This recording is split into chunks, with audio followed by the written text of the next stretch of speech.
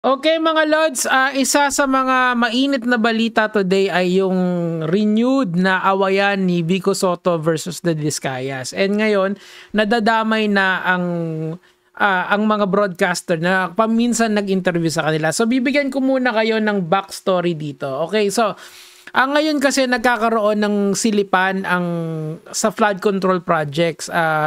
Na allegedly marami daw maanomalya na flood control projects doon, and yung top 15 contractors doon ay yung pag-aari ng mga Diskaya. Pero let me just remind everyone na it's not just the DPWH at mga flood control ang may problema. Kung titignan nyo, yung corruption talaga sa Pilipinas is very systematic. And if we're going to focus on yung mga corruption dito sa Pilipinas, hindi lang sana flood control ang tinitignan natin, bagkus lahat yan sana. Kasi kada galaw mo sa gobyerno, may bayad yan. Now, pero mag-focus muna tayo dito sa storya na to since ito yung pinakamainit ngayon. So, ngayon po kasi naka-hot seat ngayon ang mga Diskaya ulit dahil po merong pasaring sa kanila si Vico Sotto at ilalabas daw niya lahat ng nalalaman niya tungkol dito sa mga contractors na to. Now, meron dalawang interview ang mga Diskaya. Isa kay Julius Babaw at dalawa kay Corina Sanchez. As of this writing mga Lods, wala na ako kasing makitang interview ni Corina Sanchez sa mga Diskaya. Okay? So, pero meron pang nakapag-salvage ng ilan-ilang clips dito sa TikTok kasi nagkalat sila rito malamang to mga supporters ni Diskaya na nagki-clip ng mga mga interviews nila para kasi sound bites ang tawag diyan. Now, balik muna tayo dito para ito kasi yung isa sa mga nagva-viral na clips ngayon or na post ngayon ni Mayor Vico. Let's go. Ano yung naging parang gateway para gumanda ang buhay ninyo? Nag-DPWH kami. Ayun. Okay. Ulit. Bali, namin ang hirap nito. Doon na lang tayo sa City Hall noong time na yun. Ano yung naging parang gateway para gumanda ang buhay ninyo? Nag-DPWH kami. Ayan. Okay. Paano yan? Paano kayo nakapasok doon? Bali, nakapasok kami doon, nag-bid lang at saka nagkaroon ng opportunity at ginanda lang namin po ang gawa namin. Tuloy-tuloy. Maliit na project to? Maliit lang po. Hanggang lumaki. Hanggang nagtuloy-tuloy po ang mga experience namin. Okay, so ayan.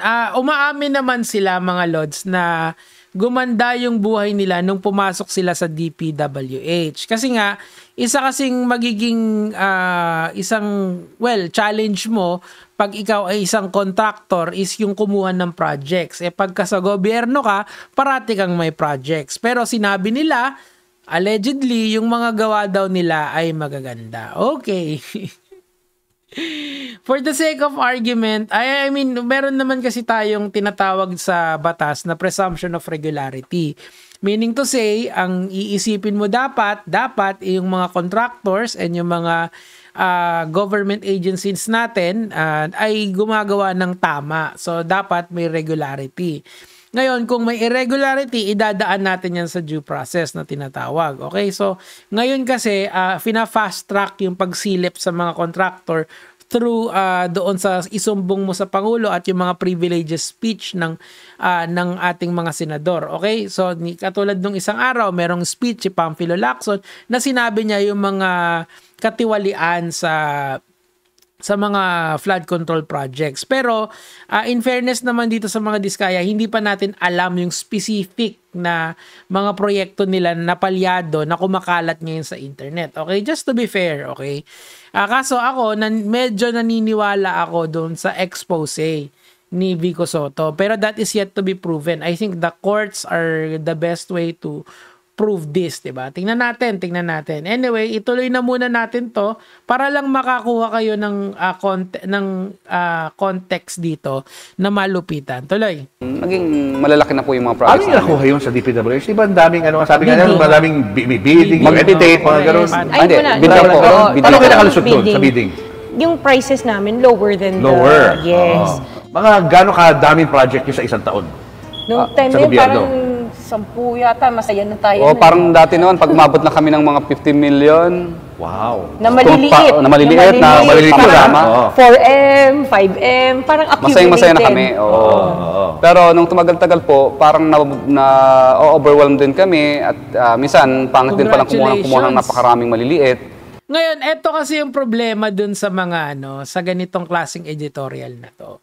It's called a puff piece editorial. Tama naman si Vico Sotto in saying na eto ay mga praise release na tinatawag. In so many words, yun kasi yung ibig sabihin ng post niya na which pupuntahan natin mamaya in this video. So, ang sinasabi lang nila, ang point kasi nito is para pakita yung struggles and success nila Diskaya at maging relatable sila sa inyong nanonood. Kasi marami actually technique yan ng mga YouTubers na like ako hindi ako nagaganon. Kung ano yung nakikita nyo, it's just a guy talking in his room, yun lang.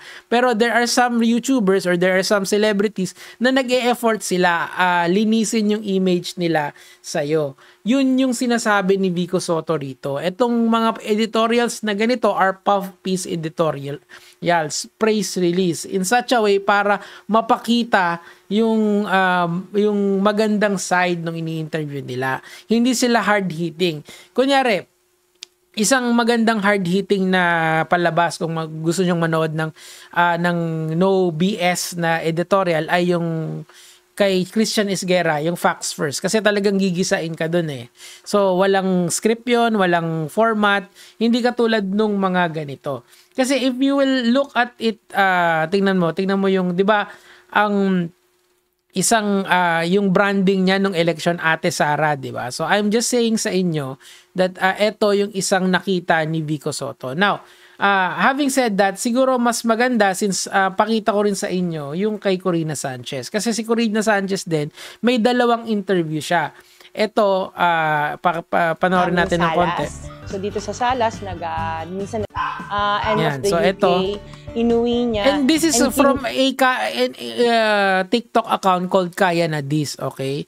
Mukhang supporter to ni Diskaya. Ayan, kung kikita mo, ang daming nakasulat dyan. Tapos punta naman tayo. Welcome sa aking bahay. Kasi dalawa lang yung nakita ko rito kay sa Diskaya. Pag hinanap mo yung Corina Sanchez, yung isang bullied daw siya, parang victim yung dating niya. Well, opinion niya yun. Ito.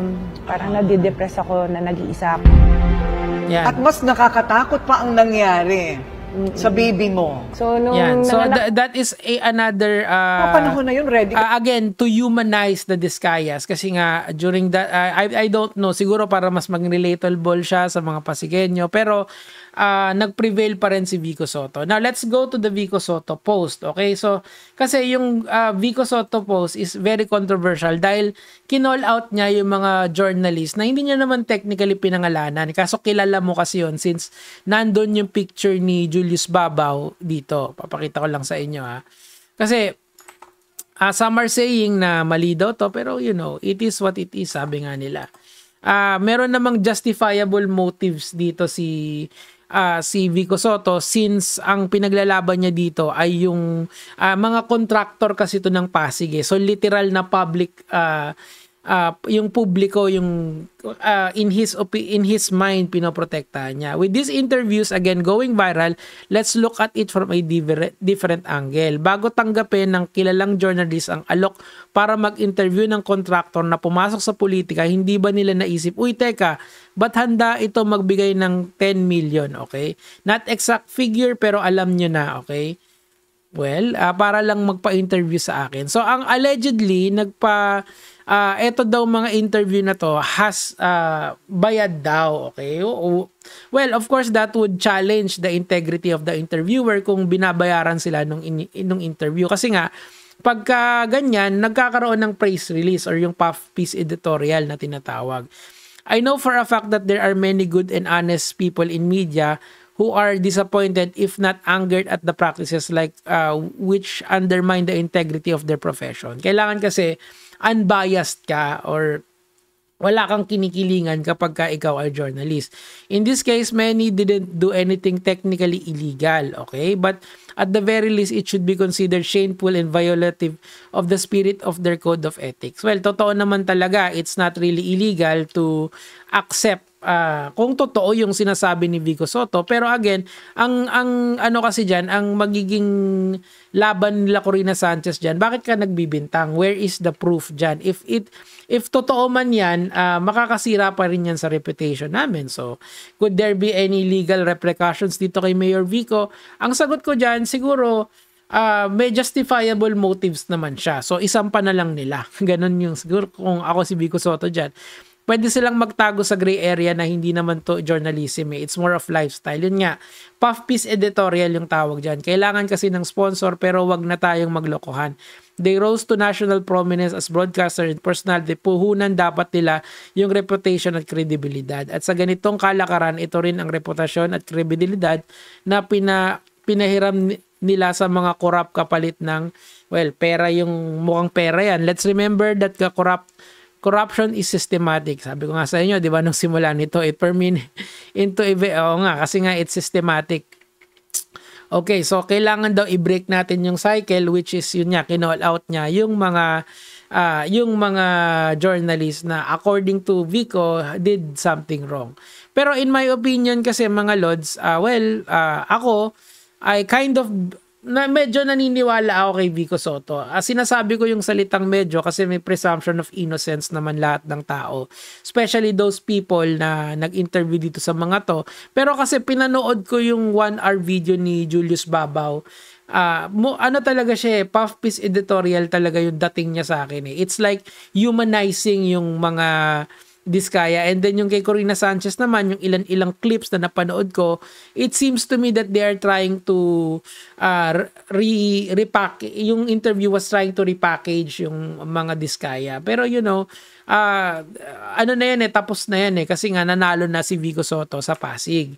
But then again, hindi pa rin tapos yung laban. Bakit? Kasi ngayon i-scrutinize na yung mga ginagawa ng mga Diskaya. They admitted naman na kaya sila pumera ng totoo is because of the DPWH. We've heard that in this video and dun sa video ni Julius Babaw. So whatever they claimed will be put to the test. So sana makikita talaga natin if they are truly did their work as contractors. Pero yun lang naman po yung sa akin for today. Mayor Vico Sotto, good luck po sa inyo.